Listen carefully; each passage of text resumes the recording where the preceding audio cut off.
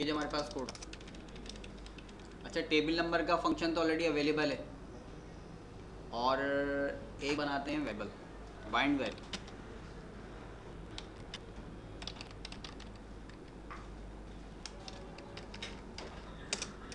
ये हमने एक बाइंड वेरिएबल क्रिएट कर दिया, ठीक। टेबल अंडरस्कोर नंबर,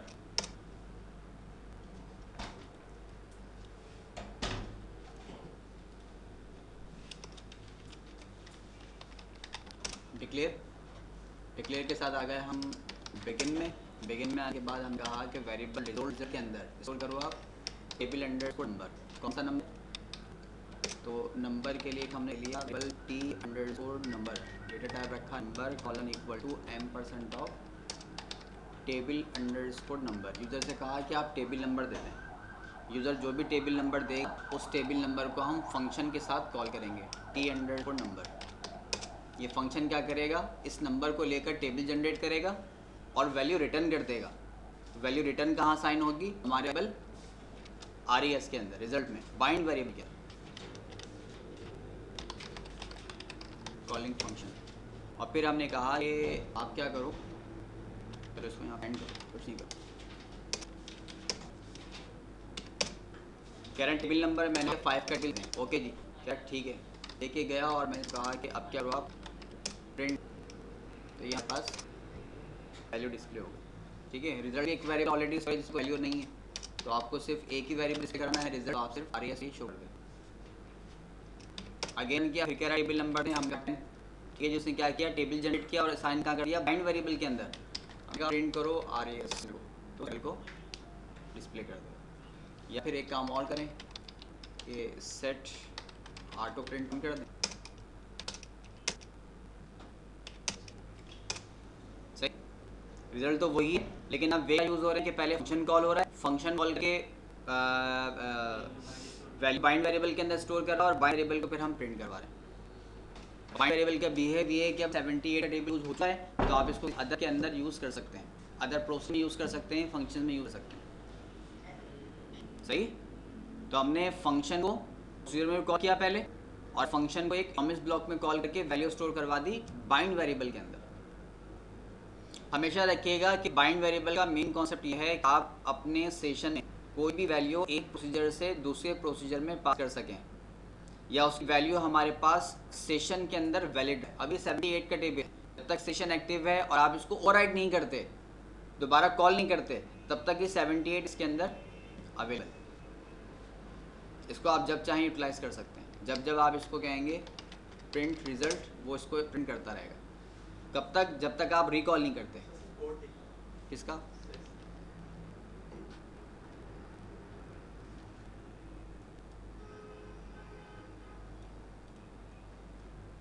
ये कोड है। एक हमने सिंपल वेरिएबल लिया, वेरिएबल पे यूजर से वैल्यू गेट की, कहाँ स्टोर हुआ, टी अंडरस्कोर नंबर में, और टी अंडरस्कोर नंबर को इन मॉड के पैरामीटर में यूज़ कर लिया। उसने आपके टेबल नंबर को गेट किया और एक टेबल जनरेट करके रिटर्न कर दिया, और रिटर्न करके कहाँ स्टोर हुआ, बाइंड वेरिएबल में। बाइंड को आप फिर यूज़ कर, ठीक, क्या बात? ओके जी, चलें एक काम करते हैं।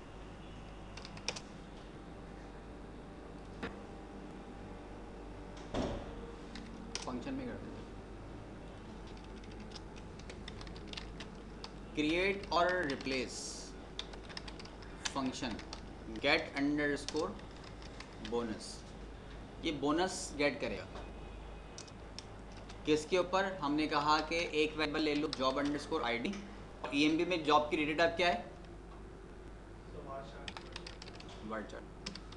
इसके साथ एक वेरिएबल ले लो सी का, सी की टाइप नंबर, 2 पैरामीटर हमने ले लिए। रिटर्न क्या करोगे आप, बोनस, तो बोनस तो यकीनन नंबर में इज। एक वेरिएबल ले लो आप बोनस के नाम से, डेटा टाइप का रखा नंबर, और इनिशियल वैल्यू क्या होगी, 0। बिगिन में आए, बिगिन आने के बाद हमने कहा कि if job underscore ID is equal to salesman, तो देन क्या करो, बोनस कैलकुलेट करो, कितना, सैलरी का 10%। सैलरी कौन सा पैरामीटर है जो आपने यहाँ यूज किया था?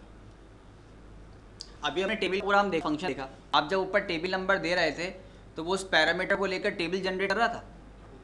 तो आप जब यहाँ पर जॉब देंगे और यहाँ पर सैलरी देंगे तो वो चेक करेगा क्या ये जॉब सेल्समैन है। अगर है तो उसकी सैलरी का 10% कैलकुलेट करे और स्टोर कर दे बोनस में। ठीक। एल्सिफ अगर ऐसा नहीं है तो चेक करो क्या job ID is equal to clerk है, और अगर क्लर्क है तो क्या करो आप बोनस को कैलकुलेट करो उसकी सैलरी का 7%। एल्सिफ अगर ऐसा भी नहीं है तो चेक करो क्या job underscore ID is equal to manager है।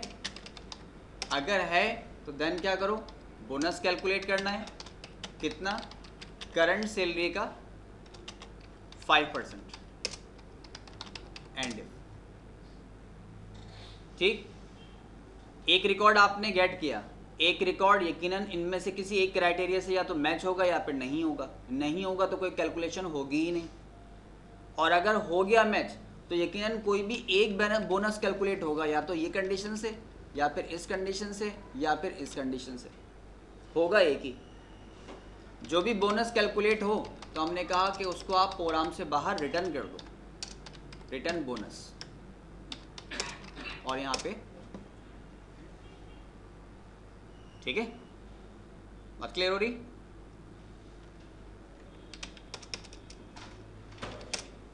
फंक्शन क्रिएट,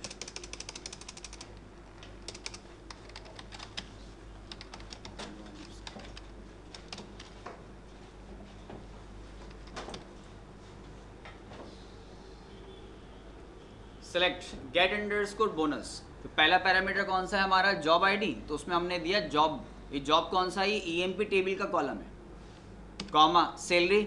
सैलरी तो हमारे इस वेरिएबल का नेम है, यहाँ क्या यूज करना है पैरामीटर, और ईएमपी में सेल का कॉलम कौन सा है, सेली।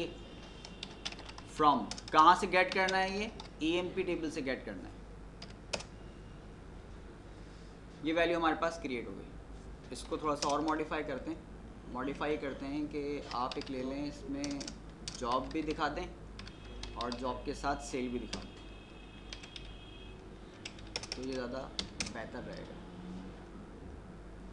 जॉब है क्लर्क, क्लर्क की सैलरी कितनी है 1300, और हमने कहा था कि अगर 1300 है, क्लर्क है, तो क्लर्क का 7% आप बोनस कैलकुलेट करो।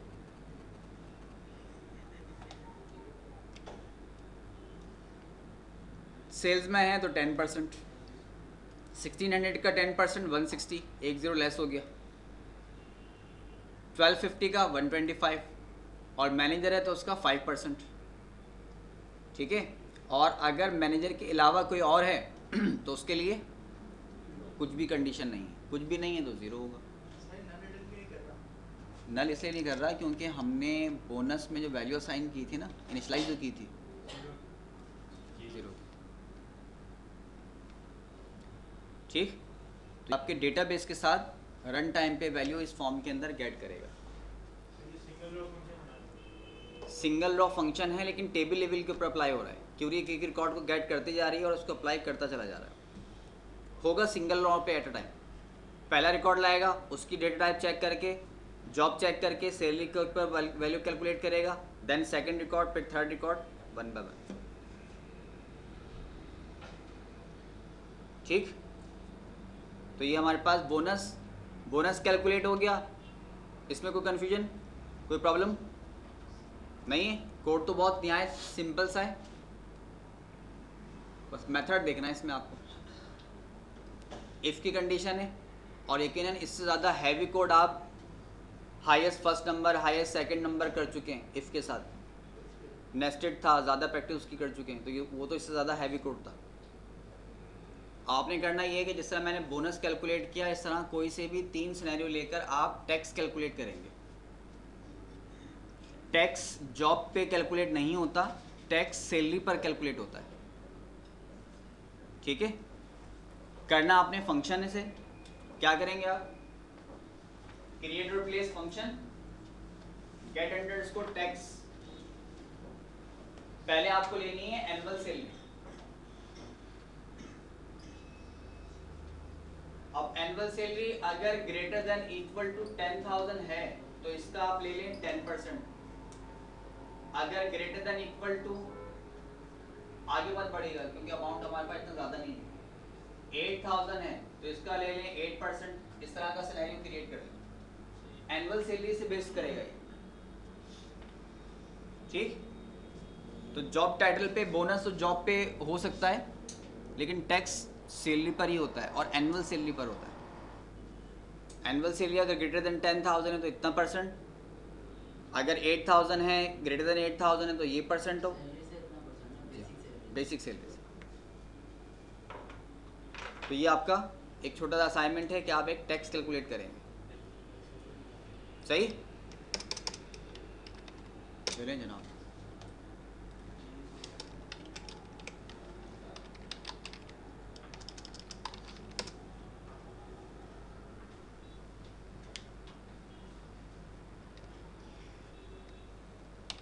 एक वेरिएबल हमने लिया योर नेम, डेटा टाइप कैसी होगी वर्चर 2, लेंथ इसके ले लिया हमने 20 और यूज़र से नेम भी गेट कर लिया। यूज़र ने नेम हमें दे दिया, इनॉमिस ब्लॉक पे वर्किंग हो रही है, फिर बाद में कन्वर्ट करेंगे उसको फंक्शन में। एक वेरिएबल लिया हमने रिजल्ट, डेटा टाइप इसकी भी वर्चर 2, लेंथ कितनी होगी बस मैक्सिमम 10। ओके जी, बिगिन पे आइए। बिगिन पे आने के बाद एक लूप स्टार्ट करें 1 से लेके length of your underscore name तक, जहाँ तक आपका नेम की लेंथ हो, ये एंड लूप।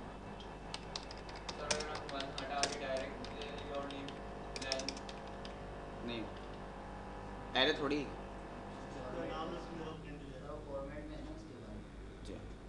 वो कर्सर के हवाले से बात कर रहे हैं।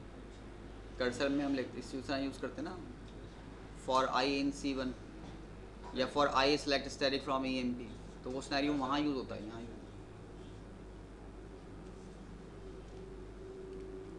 हो रही रिकॉर्डिंग। अच्छा जी, लेंथ तक चला। अब इसका मतलब ये है कि आपने अगर लिखा वर्ड पाकिस्तान तो पाकिस्तान में 8 करेक्टर थे, 8 तक काउंटिंग आएगी।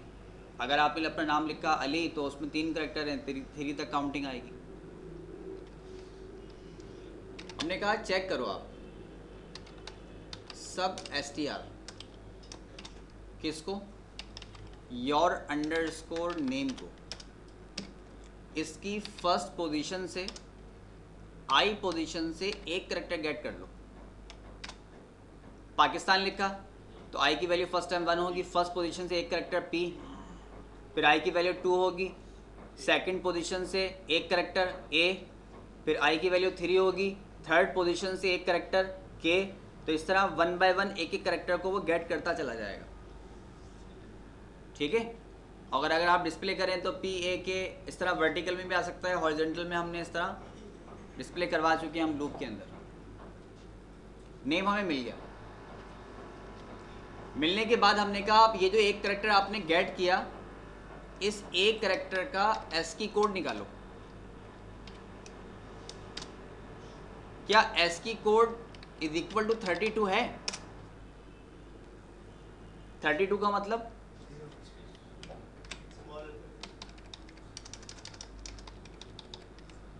32 is ASCII code of space, blank space का कोड है। क्या ऑब्जेक्टिव परफॉर्म कर रहा हूँ? कर चुका हूँ पहले भी, बताएं क्या कर रहा हूँ? सर वर्टिकली पाकिस्तान में कब आएगा और सर आप सब जहां स्पेस आएगा वो फर्स्ट सब वर्ड के फर्स्ट लेटर उठा रहा है, फर्स्ट कैरेक्टर उठा रहा हूँ, जब तक स्पेस सिर्फ फर्स्ट कैरेक्टर बस। अगर स्पेस तो ये करे ब्लैंक स्पेस मैसेज आएगा, जैसे स्पेस मिलेगा। अभी तो मैंने सिर्फ स्पेस गेट की है, ये कोड हमने किया था एब्रीवेशन के कोड में, ठीक। हम फंक्शन के थ्रू एब्रीवेट कर रहे हैं। ये आ गया इसका एंड इफ। अगर 32 मिल जाता है, पहला काम तो ये करना है कि एब्रीवेशन कुछ भी हो, फर्स्ट करेक्टर तो गेट करना ही होता है। PIA है, पाकिस्तान इंटरनेशनल एयरलाइन, तो P तो आपको चाहिए ही होगा। I और आगे जो अदर करेक्टर हैं A वगैरह, वो डिपेंड करता है कंडीशन के ऊपर। फर्स्ट ऑफ ऑल पहला करेक्टर तो आएगा ही आएगा। तो हमने कहा कि पहले काम ये करो कि रिजल्ट के अंदर ये स्टेप तो आप ले ही लो। ये स्टेप का मतलब कि योर नेम की फर्स्ट पोजीशन से पहला करेक्टर गेट करके स्टोर कर दो हमारे वेरिएबल रिजल्ट में। ये तो ऑलवेज करना ही करना है, ठीक है ना। यूनाइटेड स्टेट अमेरिका है तो यूनाइटेड का यू तो हमेशा आएगा ही आएगा। यूनाइटेड अरब है तो यू तो आएगा ही आएगा। यूके है तो यू तो आएगा ही आएगा। फर्स्ट करेक्टर तो आपको विदाउट लॉजिक गेट करना ही होगा, बाकी डिपेंड करता है सिनेरियो के ऊपर। तो हमने कहा फर्स्ट करेक्टर तो गेट कर लो, उसके बाद आगे लूप चलाओ 1 बाय 1 और ये चेक करो कि स्पेस कहाँ पर है। अब अगर आपको स्पेस मिल जाता है तो हमने कहा कि अगर ऐसा है कि स्पेस मिल गया तो उस सूरत में अब क्या करो, रिजल्ट के अंदर स्टोर कर दें आप। कौन सी वैल्यू? पहली बात तो ये कि रिजल्ट की प्रीवियस वैल्यू को होल्ड करना है। अगर आप ये दोबारा नहीं लिखते, डायरेक्ट यहीं से काम स्टार्ट करते हैं, तो प्रीवियस वैल्यू के ऊपर ओवरराइट कर देगा वो। लिहाजा आपको क्या करना है, result is equal to result, ताकि रिजल्ट की प्रीवियस वैल्यू भी मेंटेन रहे, और फिर उसके ऊपर कॉन्केट करें। क्या कॉन्केट करें? सब str of your name i,1, जहां पर आपकी स्पेस है और स्पेस जिस पोजीशन पर है उससे एक और करेक्टर प्लस आगे बढ़ जाए। जो भी करेक्टर आए उसको स्टोर कर दे हमारे वेरिएबल रिजल्ट में, ठीक है। इट्स मीन अगर आपने लिखा पाकिस्तान इंटरनेशनल एयरलाइन, तो एक स्पेस तो यहां पे होगा और एक स्पेस यहां पे होगा। एक स्पेस इस पोजीशन पर है और एक यहां पर है। फर्स्ट ऑफ ऑल P तो गेट कर ही लो आप। P को तो हमने बिगिन के बाद फर्स्ट लाइन पे ही गेट कर लिया, तो उसने क्या किया, रिजल्ट के अंदर P तो फर्स्ट ऑफ ऑल स्टोर कर दिया। अब 1-1 करेक्टर रीड करते जाओ। क्या इसका कोड 32 है? नहीं है। इसका कोड है? नहीं है। मालूम चला यहाँ पर आकर कोड 32 मिल गया। तो हमने कहा कि अगर इज इक्वल टू एस की कोड 32 है तो इसकी स्पेस की पोजीशन क्या है? 8 करेक्टर तो पाकिस्तान में, तो यकीनन इस स्पेस का 9 करेक्टर होगा। तो 9 में एक और प्लस करो 1, और 1 से ये जो करेक्टर आ रहा है आई, इसको स्टोर कर दो हमारे इस वेरिएबल रिजल्ट के अंदर। क्लियर? अगर स्टोर कर देते हो तो स्टोर करने के बाद फिर आगे नेक्स्ट वापस गया, एंड लूप, दूसरा करेक्टर लेकर आया और रिपीट होता चला गया। कब तक? जब तक पूरी वैल्यू गेट नहीं कर लेता। जैसी वैल्यू गेट हो जाए तो हमने कहा गेट करने के बाद एक काम ही करें आप कि रिजल्ट है हमारे, तो m% ऑफ दी और रिजल्ट को आप डिस्प्ले कर दो। सही?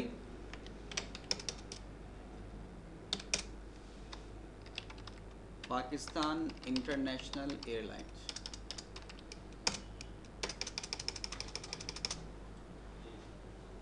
सही। गुड।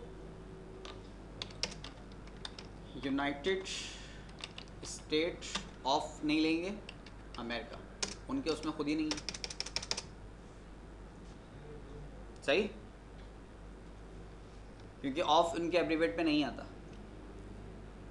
अब ये कोड हमारा क्या है, ये इनॉमिस ब्लॉक है। ये आपके इनिशियल जब लूपिंग हमने की थी, लूपिंग में जब हम फंक्शन कर रहे थे, तो ये कोड वहाँ पे भी ऑलरेडी मौजूद है। इसको मैं दोबारा रीटाइप मैंने यूज़ किया है। अब इसको कन्वर्ट करेंगे हम फंक्शन में।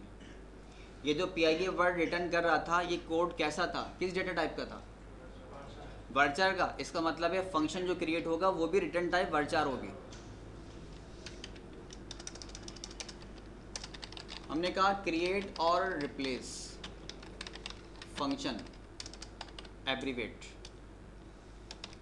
अब हमने यहाँ से यूज़र से m% से नेम गेट किया था, लेकिन प्रोसीजर फंक्शन है तो यहाँ नेम गेट करने के लिए m% नहीं होगा बल्कि पैरामीटर होगा। तो हमने कहा कि योर नेम वर्चर, बाकी सब कुछ हटाना पड़ेगा।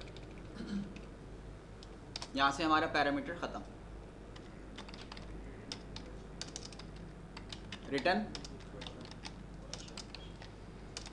वर्चर टू इज़, और यहाँ पे हमने कहा था कि डिस्प्ले करो। अब जाहिर सी बात है इनॉमिस तो ख़त्म हो चुका, अब हमें डिस्प्ले नहीं करना बल्कि इस रिज़ल्ट को रिटर्न कर देना। ये फंक्शन में कन्वर्ट होगा, सही। Select abbreviate of Pakistan international airline from Joel. Sir अगर पाकिस्तान की वजह से 2 स्पेस दे दें तो वो क्या करेगा? एक नल उठाएगा, एक नल उठाएगा, फिर एक और के बाद वो वैल्यू लेकर आएगा।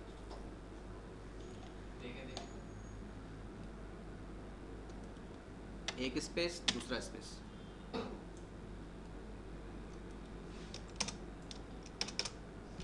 गैप आ गया, ठीक है। क्योंकि फर्स्ट स्पेस मिला तो उसने नेक्स्ट जो करेक्टर गेट किया होगा वो भी तो खुद इटसेल्फ स्पेस ही होगा। फिर नेक्स्ट को गेट किया तो वो भी स्पेस था, तो उसके एक और प्लस स्टोर कर लिया, एडिशनल स्पेस ऐड हो जाएगा, ठीक है। अच्छा, एक असाइनमेंट तो आपका कौन सा है? टेक्स्ट का। एक और छोटा सा काम आपको और करना है, छोटा सा कीजिएगा बस, ज़्यादा बड़ा नहीं कीजिएगा।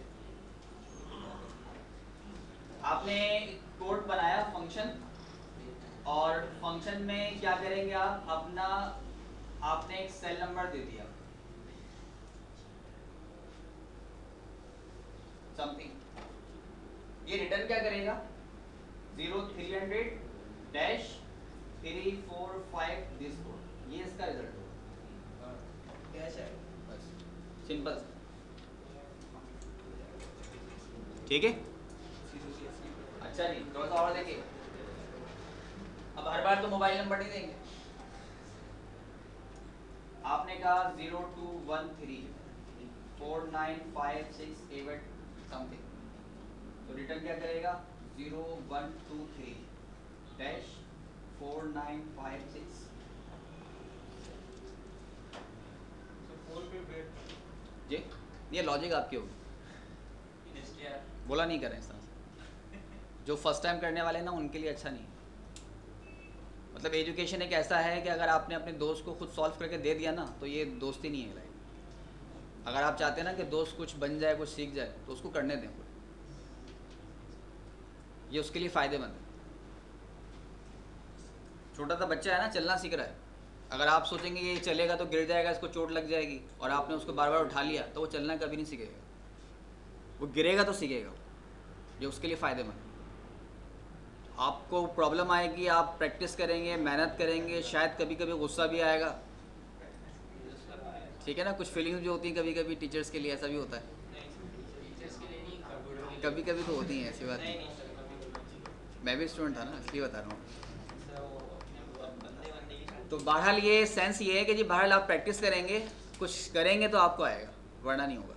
तो बहरहाल अगर आपको कोई रिप्लाई भी आता हो ना नेक्स्ट टाइम के लिए, तो कोशिश करें आप मुझे इशारा कर दें, मुझे पता है कौन कौन रिप्लाई देगा, ये भी तो पता है। तो बहरहाल जो सीखने वाले ना उनके लिए अच्छा रहता है। लैब में भी ऐसा ही हो, आप स्टूडेंट आप खुद भी अगर सेल्फ प्रैक्टिस करना चाहते हैं तो ऐसा ना करें कि जाते किसी से पूछें यार कैसा बनाया, फ़ौरन कॉपी पेस्ट किया फॉरवर्ड कर दिया, ऐसा ना करें। प्रैक्टिस करें पहले अच्छी तरह से, फर्स्ट टाइम, 2 टाइम, 3 टाइम।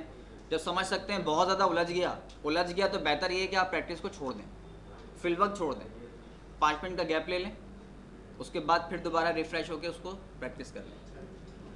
लेकिन कोशिश करें कि पहले खुद बनाएं, ठीक है जी। तो ये दूसरा असाइनमेंट आपके पास ये है। इसके अलावा कोई और कोड टाइप तो नहीं होता, या तो सेल नंबर होगा या फिर लाइन रेंट जो होगा हमारे पास होते हैं। तो लाइन जो PTCL वगैरह है या अदर हैं उनके कोड यही होगा फिर, ठीक। फैक्ट्स का सिनेरियो कुछ और है। चलें ये कोड भी हो गया, अभी कहाँ से बस काफ़ी देर हो रही है।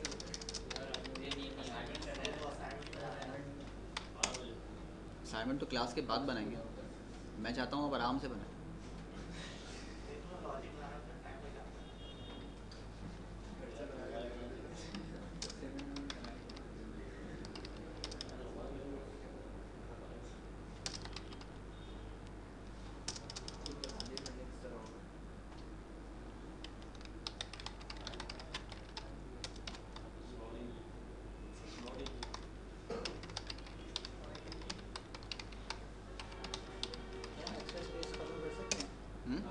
एक्स्ट्रा स्पेस खत्म कर सकते हैं यूजर, अगर ज़्यादा स्पेस दे दें मगर आए नहीं, एक स्पेस ही है कर दें।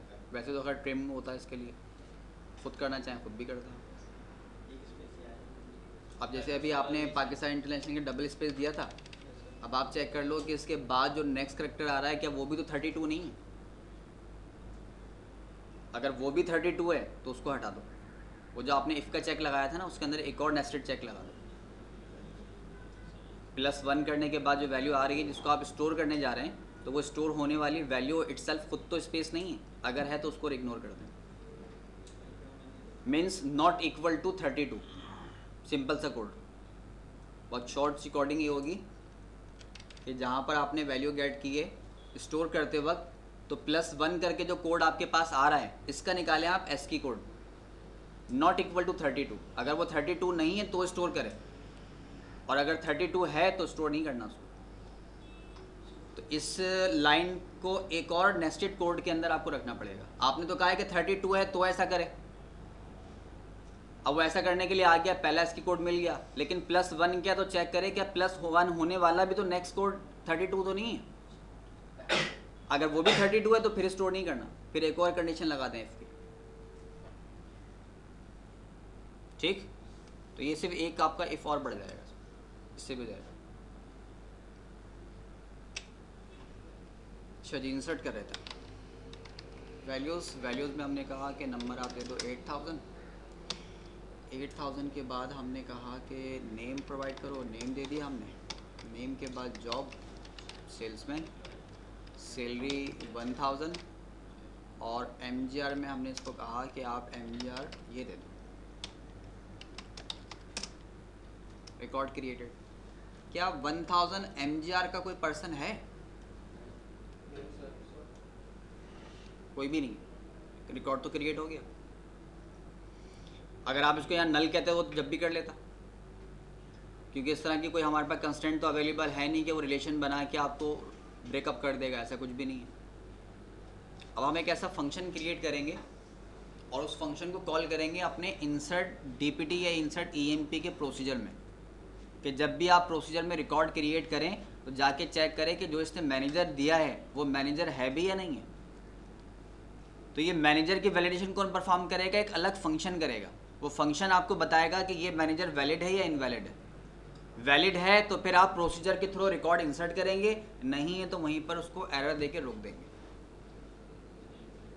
ठीक, क्योंकि कंस्टेंट नहीं है, ये हमें अब टास्क अपनी लॉजिकली हैंडलिंग करनी होगी।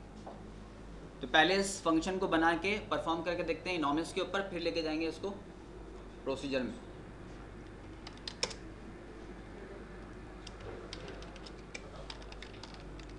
हमने कहा create or replace function get underscore manager. ये मैनेजर गेट करके बताएगा कि है भी या नहीं। कौन सा मैनेजर? जिसकी आईडी आप उसको देंगे। हमने कहा कि 1000 है, जाके चेक करो कोई 1000 का मैनेजर है या नहीं है। जिस तरह आपको शायद आपने किया हो, अगर बैंक में अकाउंट ओपन करें तो आपका आईडी कार्ड लेकर नादरा फॉरवर्ड करते हैं वेरिफिकेशन के लिए। वो नादरा वाले बताते हैं कि वेरीफाई करके इट्स ओके क्लियर है, फिर आप अकाउंट ओपन कर सकते हैं इसका। तो वहाँ से आंसर क्या आ रहा है? यस और नो का, ट्रू या फॉल्स का। और ट्रू और फॉल्स के लिए हमारे पास डेटा टाइप कौन सी है? बुलियन। वो आपको आपकी आईडी पास करते हैं यहाँ से कि जी ये एम्प्लॉय है, ये पर्सन है, इसका आईडी कार्ड ये है, वेरीफाई करते हैं। तो आपने नंबर दिया, उन्होंने वहाँ से ट्रू या फॉल्स रिटर्न कर दिया। अब वो अकाउंट ओपन होने का प्रोसेस कब होगा? जब वहाँ से रिटर्न होगा ट्रू। अगर फॉल्स हुआ तो वो आपको यहीं पर ऑब्जेक्शन लगाकर रिजेक्ट कर देंगे, या जो उनका प्रोसेस है। ये कोड हम अप्लाई करेंगे अपने ऐड अंडरस्कोर EMP के प्रोसीजर पर। सही? हमने कहा कि मैनेजर का आईडी ले ले, डेटा टाइप कैसी होगी, नंबर, और रिटर्न क्या करेगा ये हमें बूलियन रिटर्न करेगा, ट्रू या फॉल्स इज। एक वेरिएबल ले लिया हमने,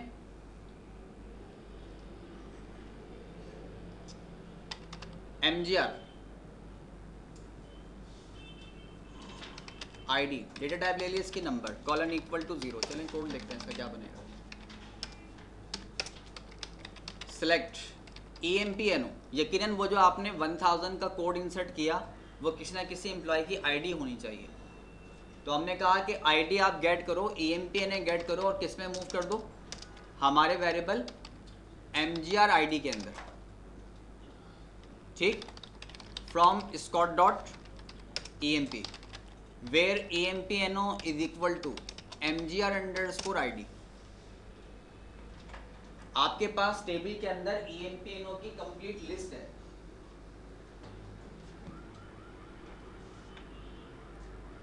ये हमारे पास EMPNO का कॉलम है जिसमें 7788 भी है, 7839 है, 667789 और मल्टीपल लिस्ट है।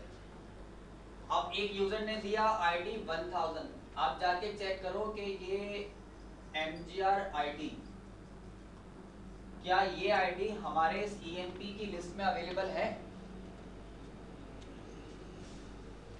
EMPNO is equal to mgr, क्या ये दोनों इज इक्वल हैं, ये चेक करेगा। फर्स्ट इसको आंसर नो, चेक करो second answer no, third check करो आंसर नो, ठीक। लेट सपोज एक जगह पे जाके मिल गया, अगर मिल जाएगा तो क्या करेगा, EMPNO को हमारे इस mgr में मूव कर दो। हमने एक और वेरिएबल बना लिया mgr id के नाम से। हमने कहा कि अगर ये दोनों मैच हो जाते हैं, इज इक्वल है, तो इस वैल्यू को उठा के हमारे इस वेरिएबल में मूव कर दो, ठीक है। अगर इनकेस ऐसा नहीं होता, ये रिकॉर्ड मिलता ही नहीं है, तो ये एंड तक चलता रहेगा, नहीं मिलेगा। जब नहीं मिलेगा तो इसमें कोई वैल्यू भी पास नहीं होगी। क्लियर?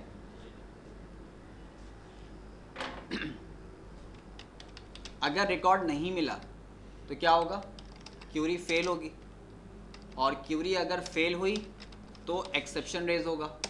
कौन सा exception? When no underscore data underscore found. इसका मतलब ये है कि कोई मुझे रिकॉर्ड ऐसा मिला ही नहीं। हमने कहा कि अगर रिकॉर्ड मिल जाता तो कंट्रोल यकीनन क्यूरी के बाद के स्टेटमेंट पर आता, तो उस वक्त तो आप रिटर्न कर दो ट्रू। ट्रू का मतलब मिल गया रिकॉर्ड, रिकॉर्ड मिल गया तो क्यूरी सक्सीड हो गई। जब क्यूरी सक्सीड हुई तो वो क्यूरी के नेक्स्ट लाइन पर मूव कर गया, और जैसी लाइन पे आया तो क्या रिटर्न कर दो, ट्रू। ट्रू बुलियन ने बता दिया कि जी वैल्यू वैलिड है। लेकिन अगर ये पूरा टेबल को इसने सर्च किया और फिर भी रिकॉर्ड नहीं मिला तो क्यूरी फेल हो गई। तो क्यूरी का कंट्रोल डायरेक्ट यहां से मूव करेगा एक्सेप्शन पर। एक्सेप्शन रेज हुआ व्हेन नो डेटा फाउंड। अब क्या रिटर्न करो, रिटर्न फॉल्स, कि जी हमें रिकॉर्ड नहीं मिला। बस ये आपको बता देगा कि ये आईडी वैलिड है या इनवैलिड। अब आंसर अगर ट्रू है तो ठीक है जी मैनेजर वैलिड है, नहीं है तो मैनेजर इनवैलिड है। गलत नंबर आपने दे दिया तो रिकॉर्ड नहीं क्रिएट हो सकता। सही? कोडिंग समझ में आ रही?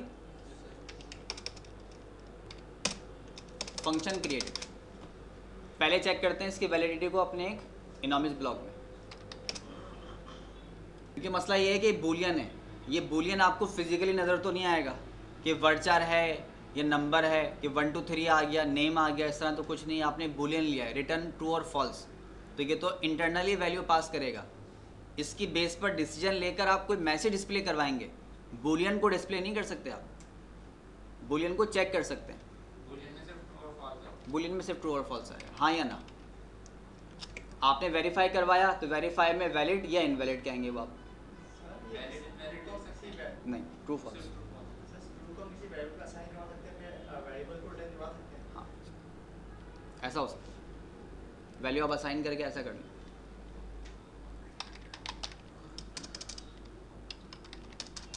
डिक्लेयर, एक हमने वेरिएबल लिया मैनेजर आईडी का, डेटा टाइप कैसी होगी, number colon equal to m% of manager underscore ID. इसको ये वाला मैनेजर कर लें। वैसे ये एल साहब कुछ भी दे, इससे फ़र्क नहीं पड़ता, ठीक है। चेंज मैंने इसलिए किया कि ये सिर्फ सब्स्टिट्यूट वेरिएबल है, सिर्फ स्क्रीन पर व्यू दिखाएगा, स्टोर तो वैल्यू यहाँ पर होगी, ठीक है ना। मैंने चेंज कर दिया, अगर नहीं भी करता तो कोई प्रॉब्लम नहीं थी।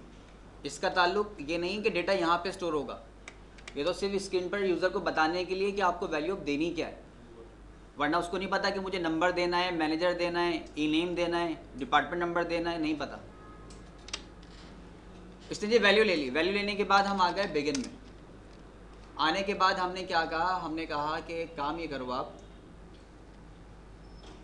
कि एक वेरिएबल ले लो रिजल्ट का, डेटा टाइप कैसी होगी, इसकी भी बूलियन होगी। बूलियन क्यों, क्योंकि फंक्शन बूलियन रिटर्न कर रहा है, तो फंक्शन रिटर्न कर रहा है, जब वो रिटर्न करेगा तो कहीं ना कहीं स्टोर करवाना पड़ेगा, तो वो स्टोरेज वेरिएबल कौन सा होगा, रिजल्ट का वेरिएबल होगा। और इसकी डेटा टाइप भी वही होगी जो फंक्शन की रिटर्न टाइप है। वो अगर नंबर था तो ये भी नंबर होगा, वो अगर वर्चार है तो ये भी वर्चार होगा, वो अगर बूलियन है तो ये भी बूलियन होगा। ले सकते हैं, लेकिन वो ट्रू फॉल्स से नहीं, कुछ और लेना पड़ेगा आपको। ट्रू फॉल्स अगर वर्चार में लेते हैं, हम नहीं ले सकते लेकिन होता है। आप अगर कन्वर्जन करोगे तो समझ लें कि आपको मैं एक वैल्यू पास डायरेक्ट आपको यहाँ से एक आइटम दे रहा हूँ, इनको दे रहा हूँ, हालांकि मेरा हाथ यहाँ से डायरेक्ट जा सकता है, लेकिन मैंने इनको दिया कि पास कर दें, तो स्टेप बढ़ने से तो प्रोसेसिंग स्लो हो जाएगी ना। हालांकि डायरेक्ट वे में ज़्यादा अच्छा काम हो सकता था, तो लॉजिकली आप घुमा फिराई करेंगे तो हो जाएगा वो, लेकिन स्टेप बढ़ जाएगा, स्टेप बढ़ जाएंगे। हमने कहा कि रिजल्ट के अंदर स्टोर करो आप क्या चीज़, गेट अंडरस्कोर MGR, ये हमारे फंक्शन का नेम है। और कौन से मैनेजर को चेक करो, हमारे मैनेजर MGR अंडरस्कोर ID को। वो क्या करेगा, इस ID को लेकर टेबल में सर्च करेगा, मिल गया तो रिटर्न कर देगा रिजल्ट में ट्रू, नहीं मिला तो रिजल्ट में रिटर्न कर देगा false.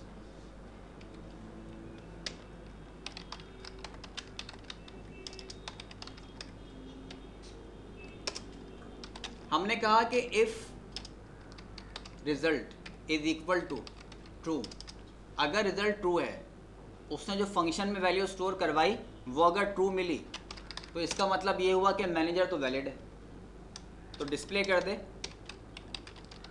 Manager ID is valid. Else अगर ऐसा नहीं है तो अंडरस्टूड है, फॉल्स तो हो गई, ठीक है ना। एल्स क्या करे, m% of D manager ID is invalid.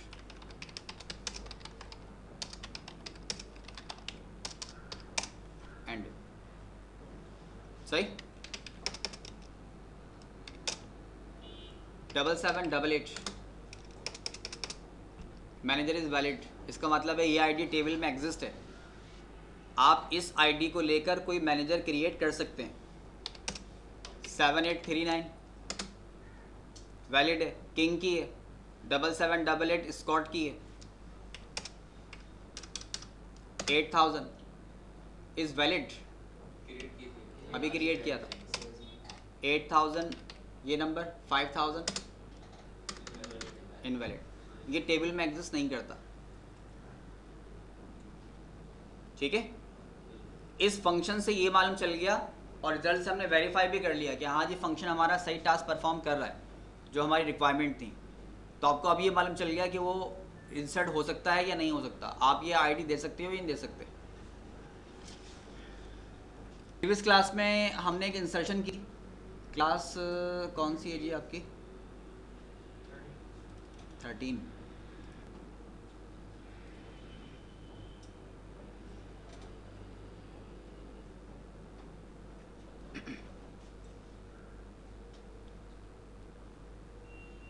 Cordless insert का प्रोग्राम था ना हमारा, कौन सा था, DPT है MGR EMP में।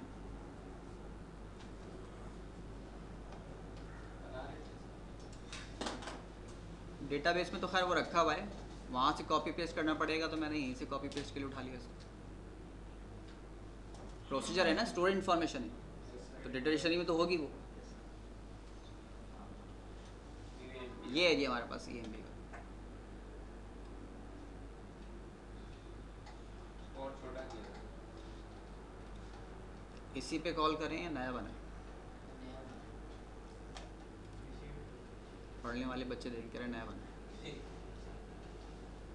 ऐसे होनी चाहिए मुझे। EMP is null। इनका मकसद है टाइम जल्दी निकल जाएगा, थोड़ा सा पढ़ना पड़ेगा।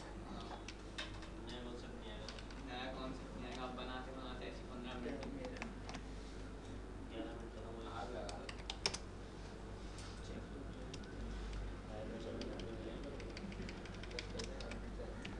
ये लेना।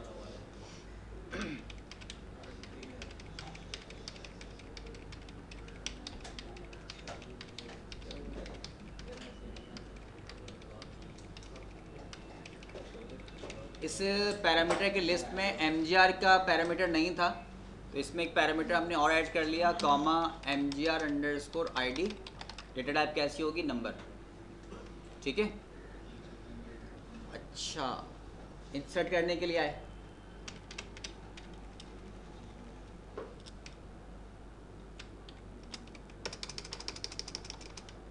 क्योंकि मसला ये है कि इस प्रोसीजर से आप एक और प्रोसीजर कॉल कर रहे हैं, वो इंसर्ट कर रहा है। अब वो जो इंसर्ट कर रहा था तो वहाँ पे भी MGR नहीं था, तो वहाँ जाके भी MGR ऐड करना पड़ेगा। तो इससे बेहतर ये है कि आप यहीं पर इंसर्ट करवा दें। हमने कहा कि इंसर्ट करो इनटू EMP। किसके अंदर? EMP_NO में, ENAME के अंदर, ENAME के बाद जॉब में, जॉब के बाद सेल में, सेल के बाद डिपार्टमेंट में, और इसके बाद MGR के कॉलम के अंदर। ठीक है जी। वैल्यूज़ क्या क्या होंगी? V_EMP_NO, comma V_ENAME, V_job, V_sale, V_DPTNO और V_MGR। ऊपर जाके इसको V से क्रिएट करो, V_MGR।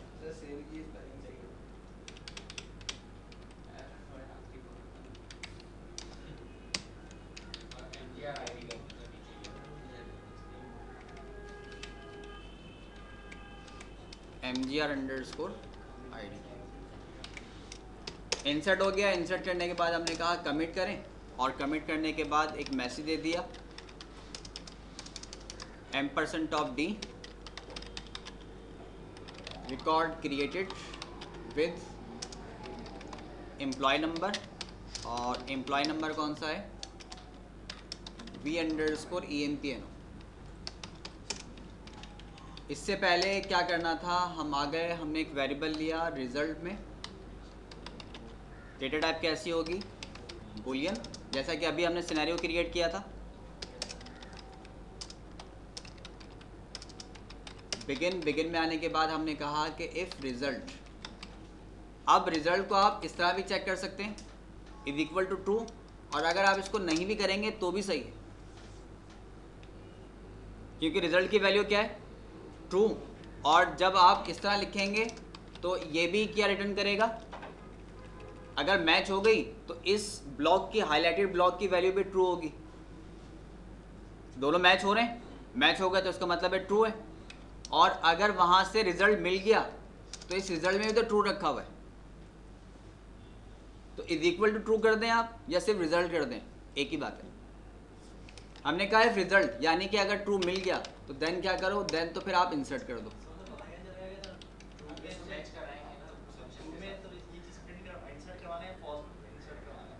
अभी आगे एल्स पे आ गए ना। अगर ट्रू है तो इंसर्ट करो, नहीं है तो यहाँ पर आ जाओ। यहाँ पे क्या करो? $D invalid MGR ID and if, और यहाँ पर एंड।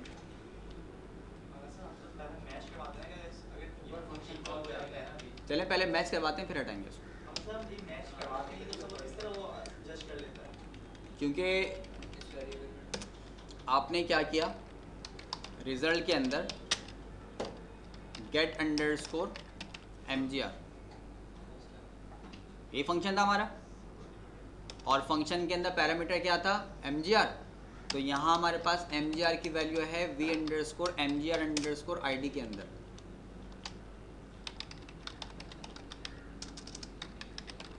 यहाँ फंक्शन कॉल हो गया। ये फंक्शन कॉल करके आपको बताएगा कि ये मैनेजर वैलिड है या इनवैलिड है। अगर वैलिड है तो वो इसमें स्टोर कर देगा ट्रू, और अगर ये ट्रू है तो इंसर्ट कर दे, और ट्रू नहीं है तो क्या होगा, फॉल्स होगा। फॉल्स होने की सूरत में मैसेज दे दे इनवैलिड मैनेजर ID। जब रिजल्ट में ट्रू आ जाएगा तो हम इस इक्वल टू नहीं लगाते, तो सब वो किस तरह जज करेगा कि यहाँ पे ट्रू में इंसर्ट करना है। सही इक्वल टू अगर नहीं लगाते, एक रिजल्ट इक्वल टू ट्रू, ये आपके पास कंडीशन है। If result is equal to true, ये जो कंप्लीट स्टेटमेंट है ना, ये आपको रिटर्न करेगा ट्रू। दोनों मैच हो गए। मैच होने का मतलब क्या है, कंडीशन ट्रू हो रही। अगर इसको आप हटा दो तो इसको अंदर भी, तो इसके अंदर फंक्शन ने ट्रू स्टोर करवा रखा है, तो ये भी तो ट्रू ही आंसर अपने अंदर लेके बैठा हुआ है, इसमें भी तो ट्रू स्टोर हुआ हुआ है। दोनों एक ही बातें हैं। अब आप कंपैरिजन करवा लो ट्रू से, या फिर इसको डायरेक्ट चेक कर लो कि ये ट्रू है या नहीं है, एक ही बात है। इसके लिए तो एक ही सिनेरियो होगा कि वो ट्रू को चेक कर रहा है। वो ट्रू आप कंपैरिजन से चेक करवा दें या स्टोर वैल्यू से चेक कर लें, बात तो एक ही होगी।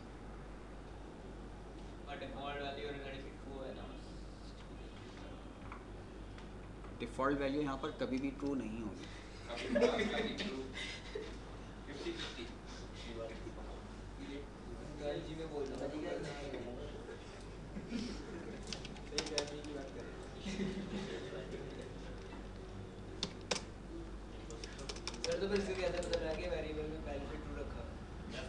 पहले से तो कभी भी नहीं रखा हुआ। ये तो आप जब पैरामीटर देंगे वो फंक्शन एग्जीक्यूट करेगा, वो आपको बताएगा ट्रू है या फॉल्स है।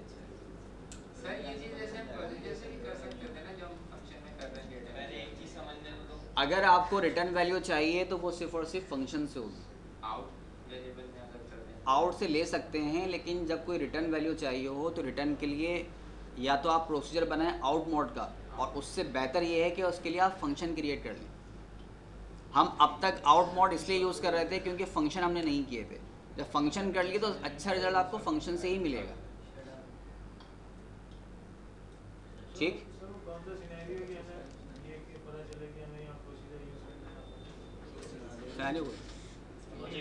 आप हम चाहें तो उसको प्रोसीजर से भी कर सकते हैं, लेकिन इसका रिजल्ट आपको जो है ना हैवी डेटाबेस से मिलेगा।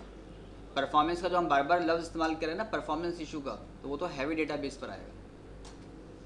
एक ही पर्सन है, उसको गेट से जाना है बाहर, तो रश का या देर का और जल्दी का कोई सवाल ही नहीं है। प्रॉब्लम तो जब आएगी जब एक साथ सब बाहर निकलेंगे, फिर प्रॉब्लम आएगी कि रश लगा हुआ भी ठहर जाओ। इसमें तो सिर्फ हम डेटा तो पूरा फैच करा रहे थे पहले MGR, लेकिन डेटा के फैचिंग में फ़र्क है, रिजल्ट पर बेस करता है डेटा आपके पास कितना स्टोर हुआ हुआ है। कहते हैं इंसान देखने से और सुनने से ज़्यादा सीखता है।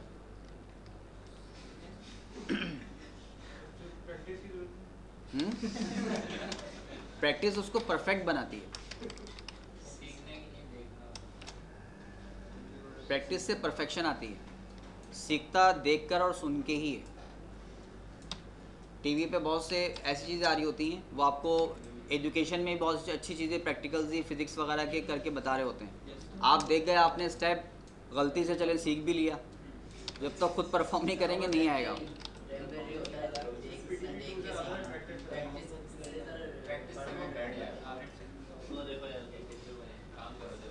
तवज्जो फरमा लीजिए। सेल्समैन के बाद हमारे पास सैलरी है, सैलरी 1000। सैलरी के बाद डिपार्टमेंट नंबर 30, और डिपार्टमेंट नंबर 30 के बाद हमने कहा कि MGR आप कौन सा दे दो, 4000 का। Invalid manager ID। सर लेकिन ये जितना हमने रिकॉर्ड लिखा है सारा ये लॉस हो गया। बिल्कुल। एक्सेप्शन। अब या तो आप इसके लिए, अगर आप लॉस होने से बचाना चाहते हैं, तो आपको मास रिटेल का सिनेरियो याद है। Yes sir. कि अगर फेल हो रहा है तो फेल होने की सूरत में क्या करे, उसको एक पर्टिकुलर MGR के अंडर में दे दे। हमें मालूम है कि ये गलती से अगर इंसर्ट हो जाता है तो हमारा हाईएस्ट पोस्ट के ऊपर एक मैनेजर बैठा हुआ है जो मल्टीपल को कंट्रोल कर लेता है, हर फ्रेश को, एक्सपीरियंस पर्सन सारे उसके अंडर में। तो उससे ठीक है, अगर ऐसी कोई इन्फॉर्मेशन आती है तो उस पर्टिकुलर MGR के अंडर में आप असाइन कर दें, रिकॉर्ड को लॉस ना करें। इस वक्त रिकॉर्ड की लॉस्टिंग मेन ऑब्जेक्टिव नहीं था कि आपका फंक्शन किस तरह फंक्शनलिटी परफॉर्म कर रहा है, इसकी एक्यूरेसी था।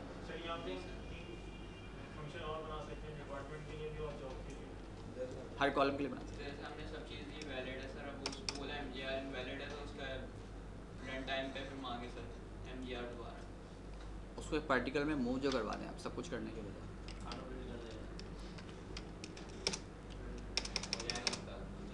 वैलिड के साथ क्रिएट हो गया, ठीक है, क्योंकि आपने कहा कि select EMPNO from EMP where EMPNO is equal to, पहले कौन सा नंबर दिया था आपने, 4000। तो पहले क्यूरी जो हमने फंक्शन में राइट की थी तो फंक्शन ने आपको नो रॉ सेलेक्टेड, यानी वहाँ पर एक्सेप्शन रेज हुआ था, नो डेटा फाउंड, तो उसने आपको रिटर्न किया फॉल्स। हमने कहा कि रिकॉर्ड कब क्रिएट करे, जब ट्रू हो, तो वहाँ से तो फॉल्स मिला है क्योंकि 4000 है ही नहीं, तो उसने एल्स की सूरत में जाकर ये मैसेज डिस्प्ले कर दिया। और जब आपने दिया 7839 तो 7839 वैलिड है, 7839 कह रहा है ठीक है जी रिकॉर्ड है, तो वहाँ से मिल गया होगा ट्रू। ट्रू अगर मिला तो हमने कहा कि जैसे रिजल्ट की वैल्यू ट्रू होती है तो आप एक रिकॉर्ड क्रिएट कर दो। सही, ये था हमारा प्रोसीजर। वापस हमने इसको गेट किया,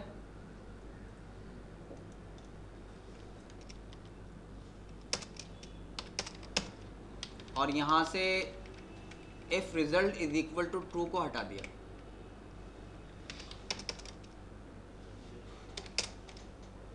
रिकॉर्ड क्रिएटेड, ये रो हमारा रिकॉर्ड जनरेट कर रही थी।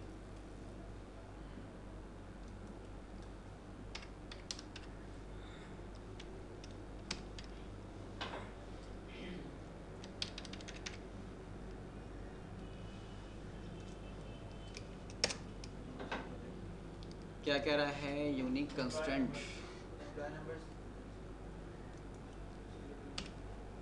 ठीक है।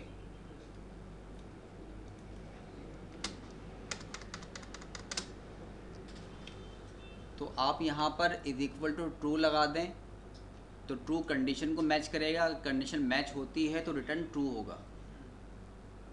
सही, और अगर उस फंक्शन ने यहाँ पर रिटर्न ट्रू कर रखा है तो इस रिजल्ट में भी तो ट्रू ही स्टोर हुआ हुआ है, यहाँ भी तो ट्रू ही रखा हुआ है अभी भी, क्योंकि MGR मिल गया। और अगर आप कहते हैं कि result is equal to true, तो आप कह रहे हैं क्या true is equal to true है, तो उसका आंसर भी तो ट्रू ही में मिलेगा। इस रिजल्ट के अंदर भी तो ट्रू ही स्टोर हुआ है, इसका मतलब भी तो यही है कि इसके अंदर रखा हुआ है ट्रू। और आप क्या चेक कर रहे हैं, if true is equal to true, इसका आंसर भी तो आपको ट्रू फॉर्म में मिलेगा। आप ये चेक कर रहे थे result is equal to true, result में भी ट्रू रखा हुआ है और आप भी कह रहे हैं क्या दोनों ट्रू हैं, उसने कहा ठीक है ये ट्रू है। और आप अगर कह रहे हैं इफ रिजल्ट, तो रिजल्ट के अंदर भी तो ट्रू ही स्टोर हुआ है, वो भी तो ये आंसर रिजल्ट कर रहा है, एक ही बात है। डायरेक्ट ट्रू का मतलब तो आप स्टैटिक वैल्यू दे रहे हो, ये तो डायनामिक है क्योंकि हर बार थोड़ी ट्रू करेगा। अगर MGR नहीं मिला तो फॉल्स भी तो आएगा। आप कह रहे हैं अगर ट्रू मिले तो डिस्प्ले करो, नहीं तो फिर मैसेज दे दो इनवैलिड। तो ये तो बेस कर रहा है एक और फंक्शन के ऊपर, उसमें एल्स नहीं आएगा, वो हमेशा ही इंसर्ट करेगा। तो हमेशा तो वो SQL पे भी कर रहा था, वैलिड पे भी इनवैलिड पे भी, हमें तो कंडीशन पर बेस करना था। ठीक है जी, इससे पहले तबीयत खराब हो